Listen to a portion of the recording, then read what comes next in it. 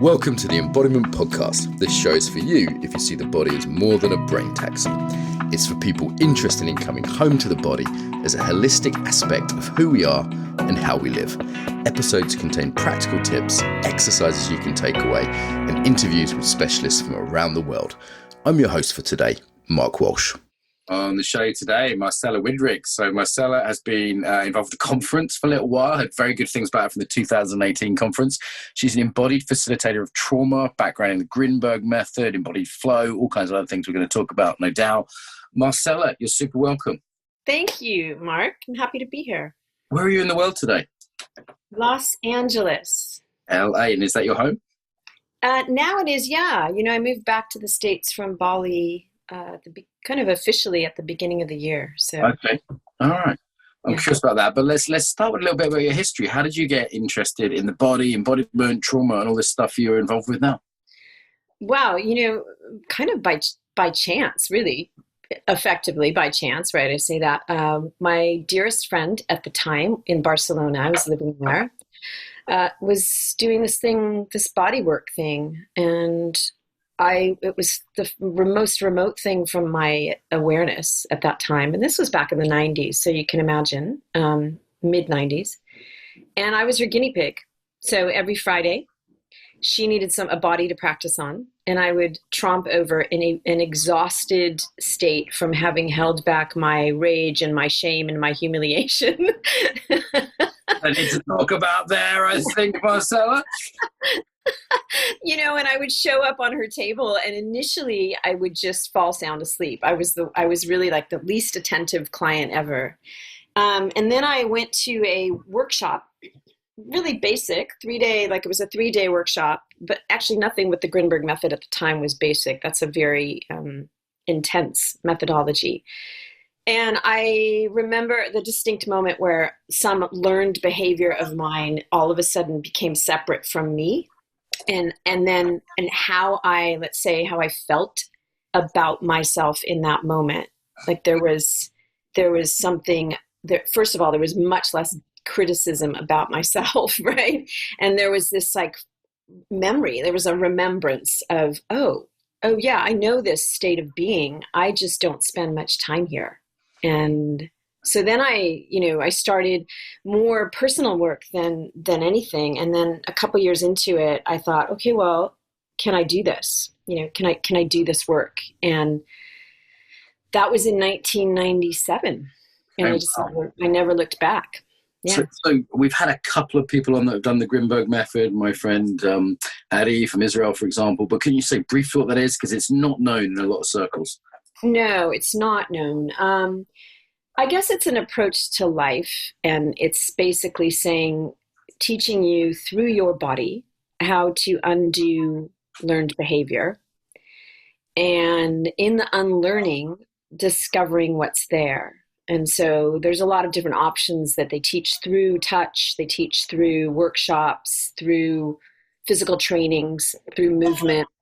And look, it was a phenomenal training as a base, but then I reached a point where in order for me to express my talents and my own being through my work, I had to like absolutely disaffiliate with them, because that was a kind of methodology that had grown into, it had become a very rigid structure, almost like a belief system. And so I've heard some bad things from a few people, and not necessarily even about the method. But, and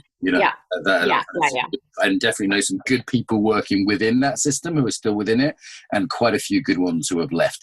And by the sounds of things, you know, if I hear something from 1 or 2 people, I think it's gossip. But when I hear it from 5 or 10 who I respect and trust, who are very different people, I go, okay, so something's up. So maybe that's enough to say there. What else was a major influence on you in terms of sort of other systems, other things, other practices? Well, I mean, I've practiced yoga for, you know, almost equally as long. And that was mainly to get through an injury. And then also yoga started to feel very rigid to me, you know, like, wait a minute, what's happening here? So that I had to evolve. That's when I found Embodied Flow, and that completely opened. My friend Tara, love Tia Tara, if you're out there listening. I sent her a text yesterday. So. Yeah. Yep. Yeah. So that kind of reinvigorated my love for the body, and also helped me separate some more from the way that I was holding the Grinberg Method in my body. And so I would say those are pretty huge influencers, but I just think I'm fascinated by human behavior. I never stop being fascinated by humans' capacity to learn. Nice. Yeah. Okay. And, what about right now? Is there something you're particularly interested in right now? Learning edge, something that's really just juicy for you now? I've been doing this, a couple of things on this, the like private learning. One of them is called the Celtic Wheel, where it's really looking at the Celtic holidays and systems, but it's so deeply and profoundly connected to nature. And so, and the way that our system and our talents and our creativity and like the cycles that we are actually humanly supposed to be living by and through and with, right? Like in order to start something new, to allow death to happen and to trust this dark space that you might enter into of unknown. And so it just really, initially I thought, well, I'm not Irish and that feels a little bit remote to me, but the topics they resonate deeply, and they're informing my approach to teaching, and also just to processing what the hell is going on right now in this world of COVID, right? Listen, I'm Irish, so I can give you a cultural appropriation kind of pass here, Marcela, no problem. So is it kind of seasonal? Is it like a kind of pagan seasonal kind of thing? What's the crack? Tell me a bit more. There's the equinox that it follows, but there are there's Samhain that starts in October, and then it moves on into Bealtaine, into Imbolc, into now we're in Enoughness, and so I'm pronouncing those, I'm sure, very incorrectly, but so it's just a rhythm, and it is a rhythm that makes a lot of sense, and it's a rhythm that you can apply to your year. It's a rhythm you can apply to your day. If I look at it, like in this COVID period, I had to let a lot of things die, and if I hadn't learned to really go through that, let's say, death process, something new couldn't happen, and I would, I'd be sucked into the mire of this period. But the other thing that I'm doing right now is, I'm sure you know this about the Rooted group that Corinne Bell has started, and I got involved in the somatic abolition group that's been Let's created. talk about those groups. So Corinne Bell, obviously, of the Trauma Conference, we've had on the show, and a lot of love and respect. So want to tell us what's going on?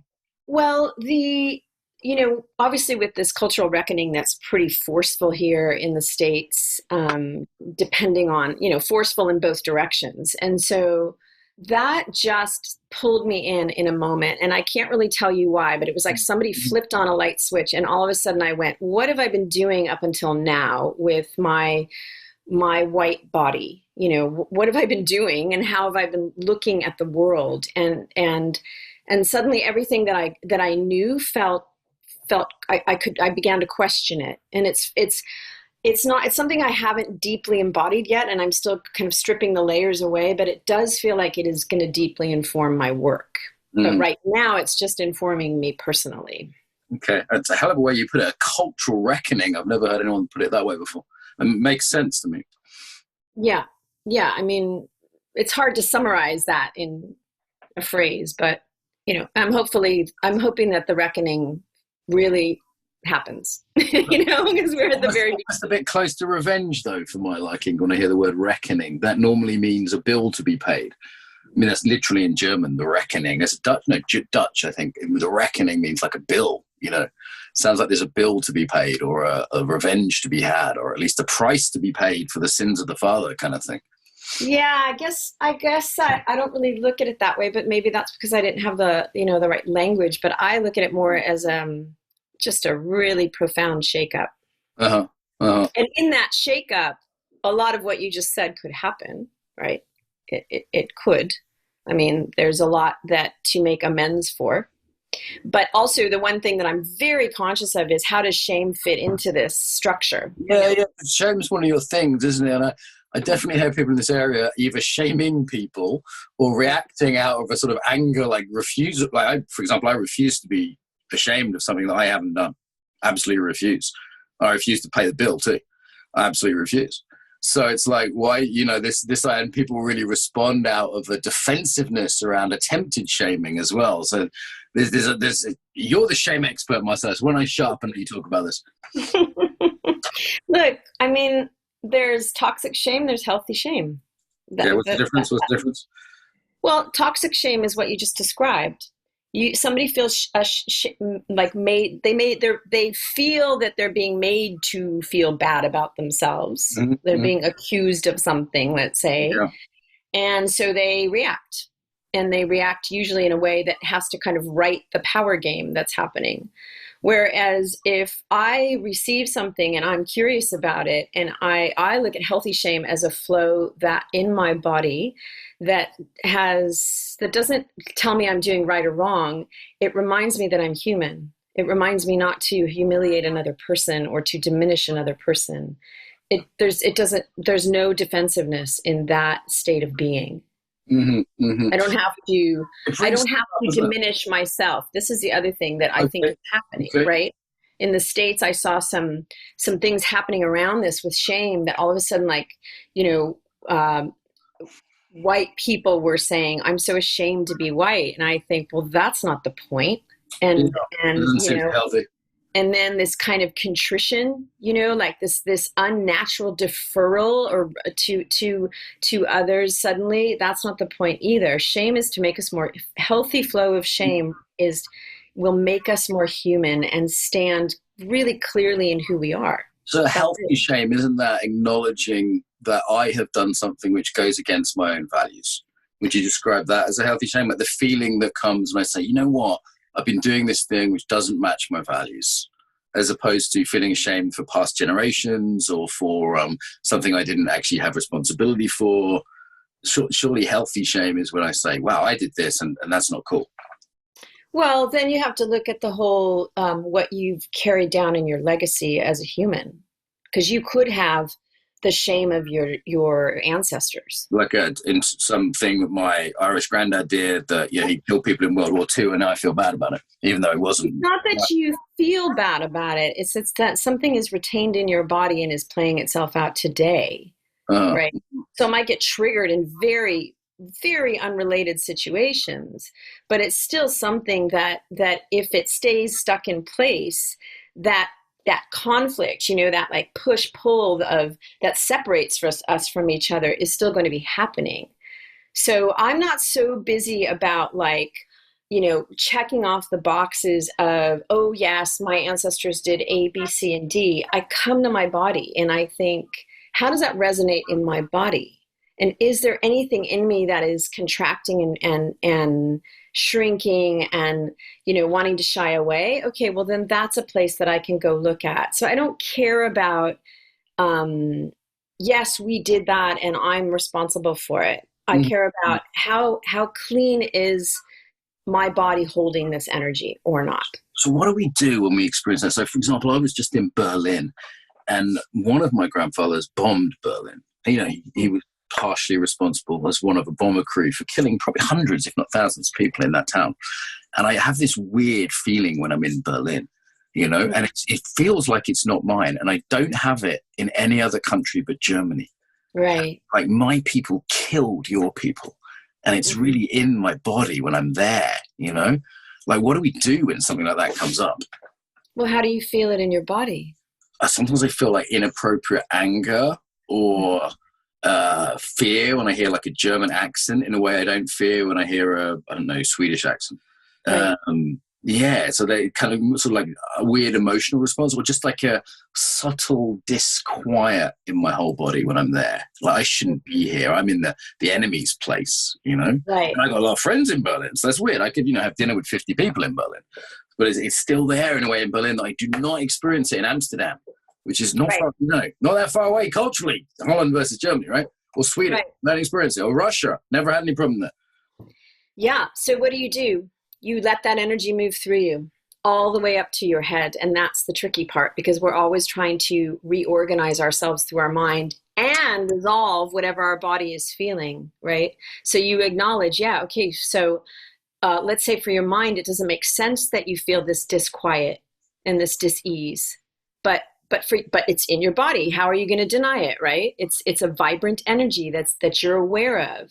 So if you can just settle in, put your feet on the ground, use the tools that you have, and agree to the energy, like really agree, relax your belly, soften your jaw, let go in your neck, and soften around the eyes, which is where we hold, a lot of where we're trying to figure it out.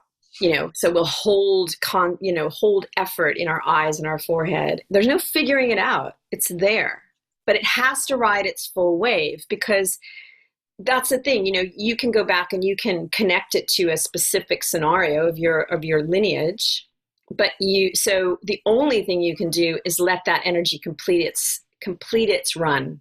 Mm-hmm. And if you let that energy complete its run in your body, which can be heat, shivers, shakes, with no mitigation from your mind, and that's hard.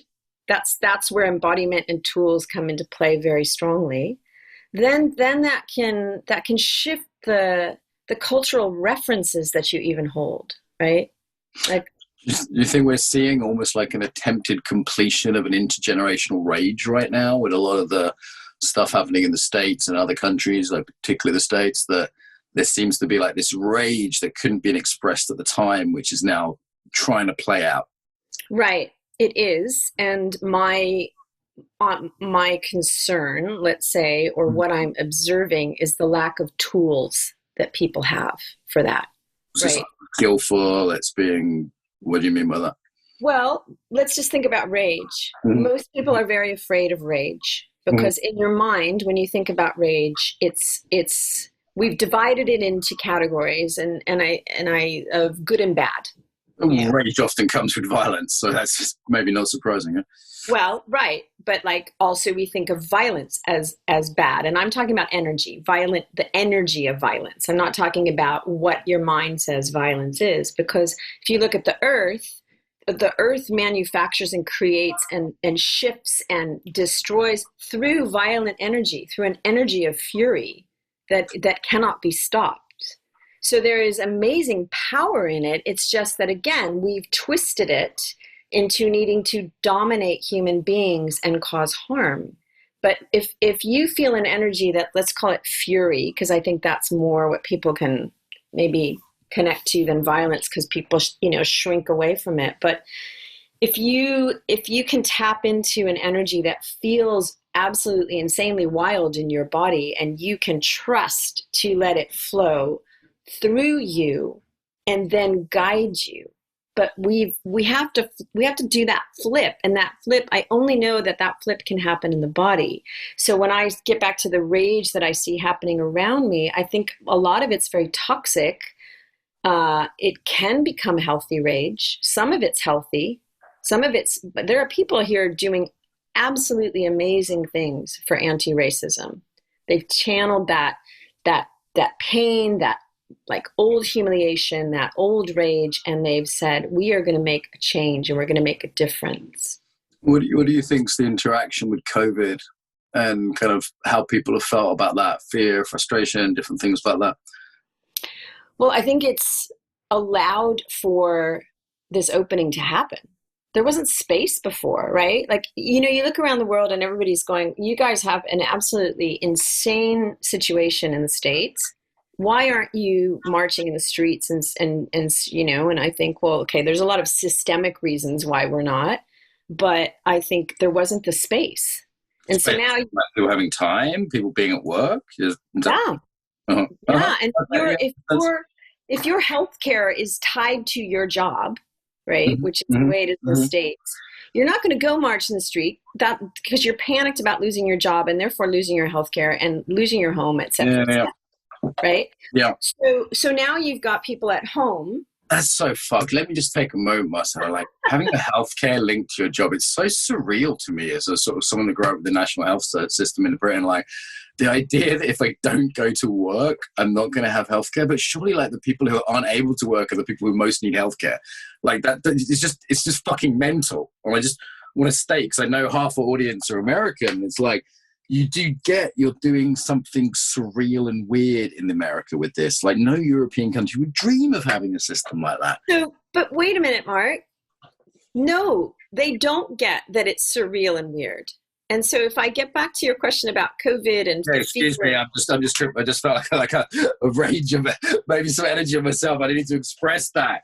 I remember falling off a scooter in America and thinking, oh God, I hope I haven't hurt myself. I can't afford the bills, you know. And I thought, how safe could you feel living with that in the background? Not in COVID, just in any old times. You know? You don't feel safe. And so this is why, you know, so many Americans have built this construct of safety, that as long as I, you know, have these things, and as long as I work excessively in this, you know, at my job, I'm safe. Mm-hmm. So now what I see with COVID is that there are a lot of people who don't know how to cope. They really, really do not know how to cope. And so some crazy things are happening. And what I'm curious about in all of this is there's a potential for tremendous imagination of how to shift the way we've been doing things and how to return. Like, it wasn't working. Let's all just be very clear. This structure of how we've built things up was not working. So now, you know, we've got a chance. This is pretty optimistic. I mean, that in itself is culturally very American, but it's like America's at its worst right now. It's not at its best. No, like, I know. In terms of the nervous systems, right? I mean, you're the trauma therapist here, so it's like, yep. I find it pretty optimistic that you're thinking there's some sort of chance of something good. I mean, I hope something good comes out of it. But. No, you're missing my point. I'm not saying I'm not hopeful that something good is going to happen. I'm seeing that there's and believe me, I'm looking around going, there's a lack of imagination in so many people. I'm sort of stunned because they think, I want to get back to normal. I mean, why do you think there's all these crazies, you know, doing what they're doing in the supermarkets and the this and the that, because they have no imagination. I don't know what you mean, crazies. I'm not particularly keen when people say people are crazies unless they've really got mental health issues. Who are you referring to here? The crazy behavior, I should say, of people in these toilet roll or yeah, going into shops, and you know, there's videos of people spitting on others because they don't want to wear their mask. And there's this big sort of mask thing in the US, isn't there? We don't quite have it to the same degree here. I mean, people make their own choices here, and some do. And for example, in the street where I live, about 50% wear masks and 50% don't. But no one's really like fighting about it. It's considered a choice. It seems like it's become almost a division there, like politically. That's the unhealthy fear and rage that people don't know what to do with, right? They're terrified. And so through that terror, they have to find some sort of enemy to attack. As opposed to learning, I'm terrified. Yeah. And I'm going to let myself feel this wild force of terror. Yeah. Move through me and guide me in the way that the body, as an animal body, knows how to choose and stay safe and make the right, take the right direction. But instead, we want solutions from the mind. Yeah, and it seems like there's a lot of sort of inappropriate rage from different directions. You know, I see that across the board politically. And what would you love everyone knew how to do? Though, if you could just wave the magic wand and give America a trauma tool, what would it be? And let's say the world, not just America. A lot of what we're talking about is global. Sure. Look, I want people to trust themselves. Mm-hmm. Like that's my one of my deepest intentions whenever I teach and work, is that I want people to trust themselves. And in order to trust yourself, you have to get back to your body. You have to. That's where your resources are. Mm-hmm. And so I don't have a magic wand. I know that one of the things is like to just stop. Feel your body right now. Just feel it. And let's imagine that there's nothing wrong, right? That you just are where you are, with the tensions that you have, with the energies that might be stirring up inside of you. And then that's the starting point. And then at that starting point, can you soften one area of your body? and take a breath. Mm-hmm. And in softening one area of your body, that energy will start to spread. And then, and this is something that perhaps I need to learn more about, not even perhaps, I do need to learn more about, because I know there's all this like, nervous system is kind of one of the new buzzwords, like working with the polyvagal nerve and like, popular in trauma therapy, isn't it, to talk about but one of the trends that I see that I don't agree with, it makes me uncomfortable, is that everybody's trying to calm each other down. Right. Okay. Right? And I feel like, look, fear, terror, rage, like those are potent forces in our body. They are there for a reason. Yeah. And so learning to allow them to have more space and to enhance the container of your body ultimately reminds you that you are a resourceful animal that knows how to evolve and survive. Right. By mastering those emotions, or by expressing them. I mean, I guess I'm with you on the fact that I think constantly trying to calm people could actually be a kind of oppression in a way, could be a kind of dissociation in another way, especially when people are angry for a reason, And I very rarely ever said to myself, you know what, I wish I was more full of rage and terror in that conversation with my wife last night. Right? I very rarely look back and think, I calmed myself down. That really didn't help. Normally I go, I'm so glad that I, calmed myself down. I didn't say that stupid ass thing, or did say the thing that I was scared to say, or, whatever it is. Yeah. Look, I just finished teaching a workshop called Embodying Emotional Power. Mm-hmm. And it's a big subject, right? And teaching it online in a 3.5, 4 hour scenario is really just the tip of the iceberg. But let's first shift this idea of good and bad emotions. Mm-hmm. Let's first just say they are energy in the body. All right. Now your mind tells a story of what that's going to look like if you express the rage, if your mind tells a story if you're going to allow the terror, but that story is from your past. Mm-hmm. Now, healthy rage can be wild reverberation of energy and heat in your body. And if you have the capacity to let that rush through you, it doesn't come out twisted and attacking and saying mean things. It might actually like create space around you and allow for a new idea to come to you. Look at rage in nature. Look at when the earth quakes, when a tsunami hits, it tears things down. It opens up space. Yes, things have to die, right? But that's what rage is. I mean, maybe we have different definitions here, right? But rage is a predisposition to destroy. It's not just an enemy. It has an external orientation. And I personally don't think of nature as being something that has a rage, because I don't think it has that emotional, vindictive kind of quality. A volcano isn't trying to hurt anyone. It just is. It's a volcano. Whereas someone in a rage is trying to hurt people. In the toxic version, yeah. Okay, so maybe we have different definitions here, and your website is called Fierce Embodiment, right? You've used this word fierce, which that makes a lot of sense to me as a word that could potentially not be about destroying or killing. No, it's not about destroying or killing at all. It's about actually taking the power of these energies and embodying them, like being very fierce about embodying them. Not calming them down, but that means I have to shift the story that I hold about them. And the only way I know how to do that is first to just allow the possibility that maybe there's a different way for this energy to run through my body. And then the second way is looking at, where do I stop it? Mm-hmm. Like when you get enraged, where do you stop it in your body? Do you grip your chest?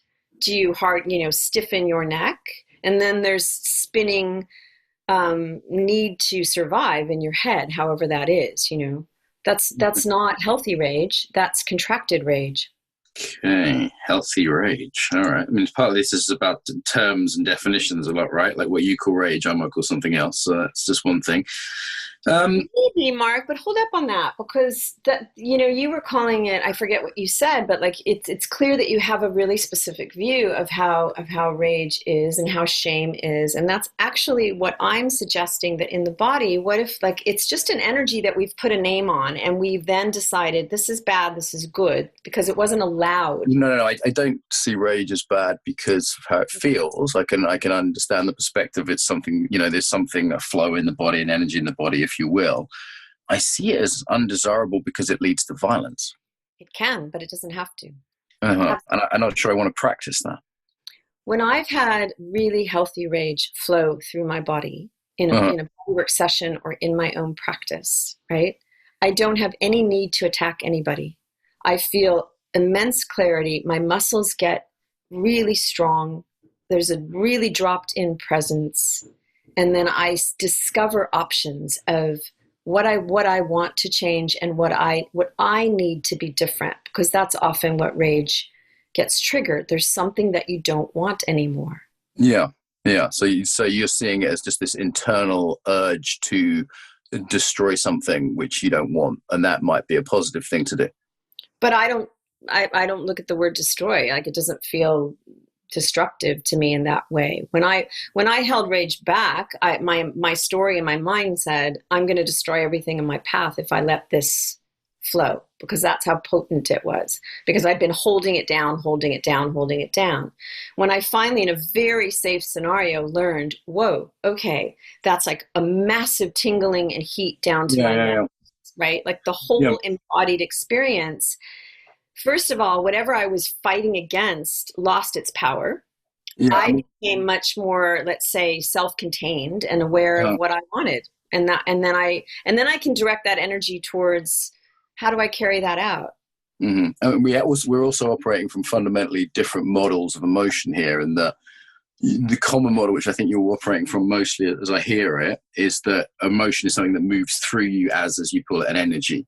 Mm-hmm. And my view of emotions is much more, it's something we do in the body that creates behaviors.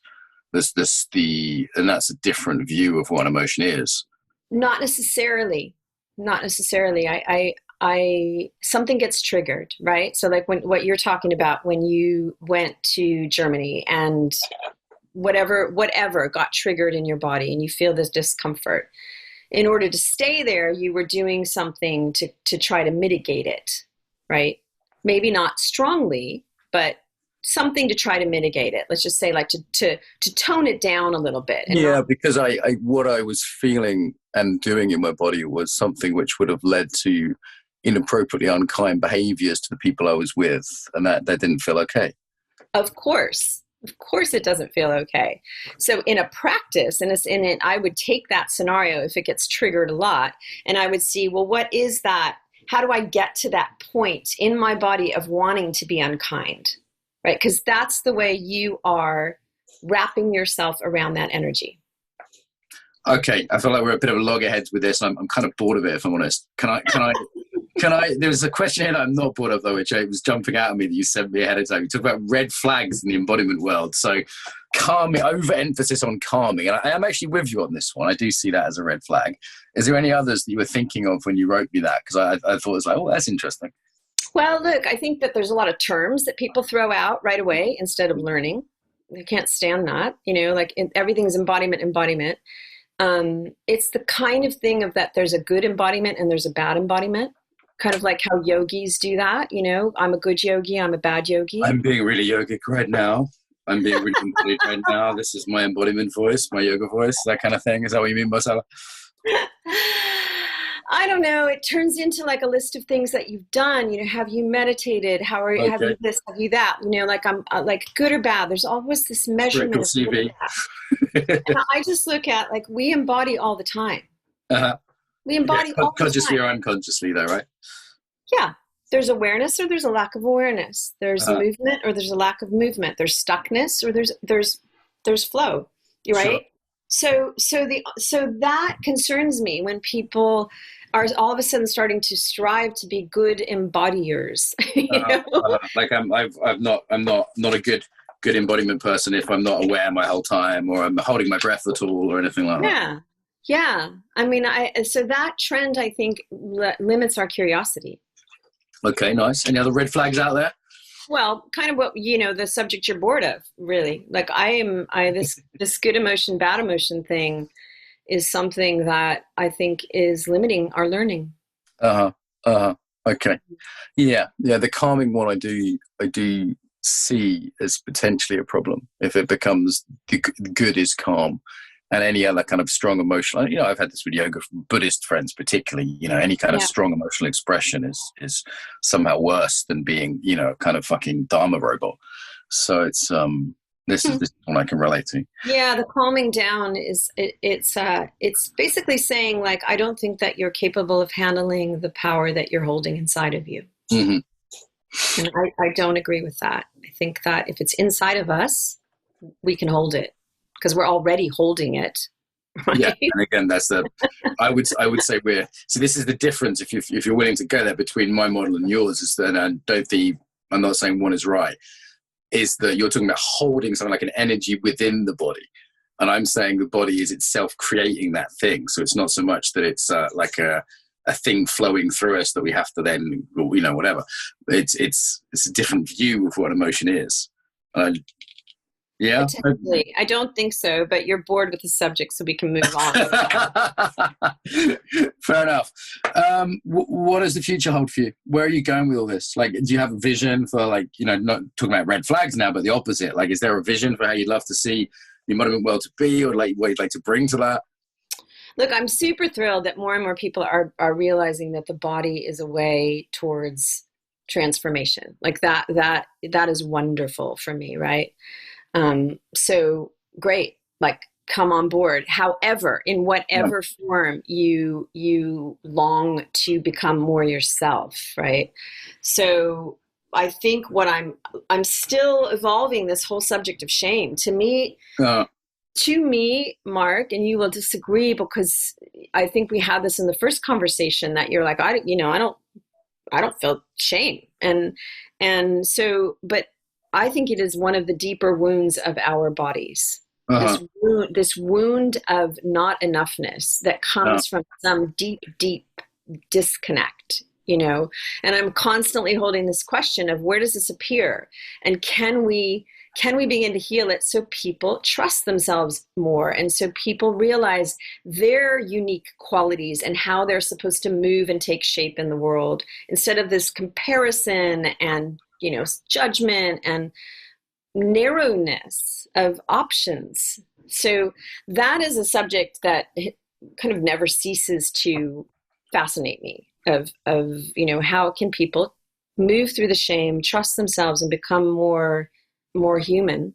Yeah, and it has opened as an area of interest to me since last time we spoke. Actually, it was a little while back, and I've become more aware in myself and others how it can be like subtly driving the show. Like, and this can be this visible shame, right? Like, oh my God, everyone saw me drunk last night. But then there's also there's also the way in which it can be invisibly nudging us in different directions behaviorally. And I have become interested in that since last time we talked. Absolutely. And it harms your dreams, because if it nudges you to not do something, to hold back, to stay quiet in seemingly benign situations, right? Yeah. So like, imagine if you recognized it, if you'd stopped believing the old story of your not enoughness, whatever shape that takes, because that can also take too muchness. There's a lot of women who feel like they're too much, in addition to not feeling enough. Now, I said women because that is the area that I predominantly. It does seem quite gendered. I hear way more often in my female students those two issues that you just said.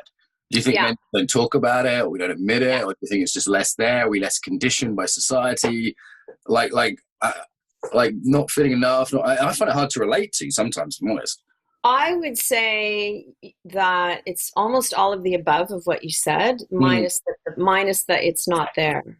I think that a lot of the competitive drive that men have can be an overcompensation for not being enough underneath it. Source of that can very much be some sort of, let's call it, like, you may not relate to it as not enoughness, but there's a feeling of a space or a hunger that can't be filled. Yeah, men are ambitious in that way, right? Like in terms of like, we build crazy things like the Embodiment Conference, right? Like big, crazy ass things. And it's like, I wonder how much that in myself and others I meet is just like a healthy desire to contribute, and how much is driven by almost everyone I know who's been famous, for example. I've met quite a few famous people now. And most people in the embodiment world are sort of micro fame, the kind of bigwig trauma teachers and what have you. I wonder how many of us, and I say us because I'm in this industry, are driven by some sense of sort of compensation or not enoughness. It's a kind of an uncomfortable conversation, but I wonder how many people who have achieved great things didn't have a piece of that.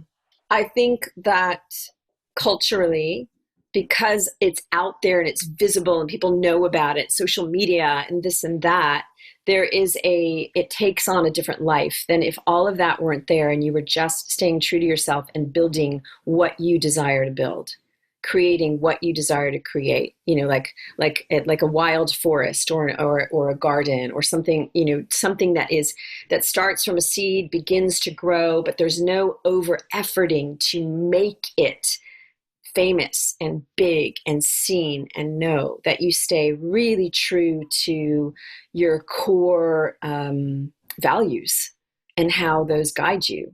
So certainly you're less pushed around by the winds of validation. I really feel sorry for people that are growing up as teachers with this, the constant validation from little likes and little clicks. And, I noticed in myself the feeling of enough, like it was like the conference got to a size the other day where I just went, you know what, that actually feels like enough. And it's almost like that's a lost feeling. And if it gets bigger, fine, it grows organically, fine. But it was just like, that'll do. Rather than there's always more people that could look at your YouTube channel or like your Instagram. There's always more, right? And I feel like this is kind of a risk in the modern world of what is enough. Look, I've taught workshops that have been full, and I've taught workshops that have had, 4 or 5 people, right? And that fear of doing something wrong and not making it happen, that shame that it's not happening and that people don't want me, absolutely comes into play. And I work my way through it. And in the end, that time that lasts is much, much less because I catch it at a very early stage. And I'm determined to actually really, truly heal that so that I don't invest any energy on worrying about that. Because in the end, when I get on in a course or a class or a workshop, when I'm teaching what I'm teaching, which I am absolutely passionate about, I could care if it's 1 person or 20, and that's my max. Like I don't, expand it beyond that. It doesn't matter because I'm in my groove, staying true to what I want to teach, and I'm teaching it. Yeah. Right? As you say, it's sometimes for me that's a tuning in of reconnecting to my own values, because I find there is a continuous process where I get pushed and pulled by, hate mail, criticism, and then money, and then adoration, and I think anyone who isn't enlightened is always going to get a little bit pushed and pulled by that. And then for me, there's this process of, I did this with Daniela and Banal earlier. We're the kind of leadership committee of the conference. We have a weekly meeting where we vote on stuff. And we would just spend a few minutes reconnecting to our motivation for doing it, so as not to be pushed and pulled by those factors. Yeah, it's important. It's important to do that as a practice because it's really easy to get pulled away from it. What's the opposite of shame? What do you mean by that? Just an opening for a question. Like, if shame exists, is there an opposite? I don't know. Is there an opposite for anger? Is there? Yeah, I could give a version of opposites to some emotions for sure. If tenderness, for example, if something is an urge to destroy and tenderness is an urge to tend, one could go with that. It's just an opening. Don't feel free to decline. No, it gets back to the place where you and I disagree, because that makes it very binary, right? I can tell you that I can tell you toxic shame for me, for my body, makes me self-critical, critical of others, and unhappy. Let's just put it in a very simple terms, right? When I go into the shame and I feel the pain that comes with it as well, right? Because there's a pain that comes with not enoughness. And I just like settle into my body and I let it run its course. And it is not always comfortable. There's a softening, there's an acceptance, there's a connection. So maybe that's part of it. Like I feel very connected to life when I am not messing with it, when I'm not going into my habitual old way, when it gets stirred up in my body. So just another way to explore here, and I just see the time. We need to move towards wrap up relatively soon. Anything sort of you're putting out there at the moment you want to let people know about? I mean, I mentioned your sign, fierceembodiment.com, but is there any sort of particular offers or things that are... Yeah, I mean, since this whole COVID thing started, it kind of rushed me onto the shore of offering online, opportunities. So I'm doing movement classes every week, which have been phenomenal, really fun, gathering, people from just like spanning the globe on different time zones. So I've got different classes that work with different time zones. And then I've been teaching these monthly workshops and about different subjects. So I worked on, one was boundaries. The last one was emotional power. The next one I'm pretty sure is going to be rejection, but I don't know when this is going to be. Great topic. Great. I love working with that. I love working. Yeah. Some fun games around that. It's such a good subject and it's so insidious. My God. So, that's coming up. And then in the background, I'm working on some bigger, projects. I really have wanted for a long time to do the shifting shame work that I do online, make an online course, because it will give me the chance to take more time with topics than in a weekend workshop. But it's still a little ways out, not super far out, but that's being handled. And then I am being strongly encouraged, and I know that this is just a fear spot for me to create a teacher training. So that is, I'll put that out verbally into the world and see how that push pulls me forward. Yeah, it's funny. Teacher training does bring things to a different level. I thought I knew my work and I started doing teacher training. All of a sudden I had to know it in a different way. I find it very interesting to make that shift, actually. It forced me into more clarity around certain things, questions that other people asked that I didn't ask myself. So it was... Absolutely. And I've been mentoring a couple people who want to learn it. I said, great, I don't have a program right now, but I'll mentor you and let's see where it goes. Mm-hmm. It's really fascinating. Really, really good. Yeah. Cool. Okay. Well, I've got a funny eye today as well. I've got something in my eye the whole time we've been talking. It's been slightly distracting me, so I haven't been looking. So something flew in my eye in the park on the way here. Okay. Anything else to finish here, Marcela? Anything you want to say? Message about the body, message about shame, rage, anything at all? I just keep going back to trust. Like whatever you feel is not wrong. It just means that something has to work its way through your body. So be curious. If you don't have curiosity with this approach to life, you're just going to be hammering you're going to be flagellating yourself that you're doing something wrong. So I think that curiosity is a massive ingredient in evolving as a human. Marcela, thank you. You're welcome. Thanks for the chance. Some ways to get more, to give back, and to get more involved now. So the biggest request I have would be to share the podcast with your friends, people that you think would really enjoy it. Email it to them, put it on your social media, tell them about it, old school. Really appreciate that. Equally, if you want to support us financially, you can go to Patreon. That's patreon.com/Embodiment Podcast and give us $1 an episode. And I'd say they're well worth $1. So that's less than £1 if you're in UK-ish. So yeah, please go there. On the embodiedfacilitator.com website is where this is hosted. If most people I think listen to for iTunes.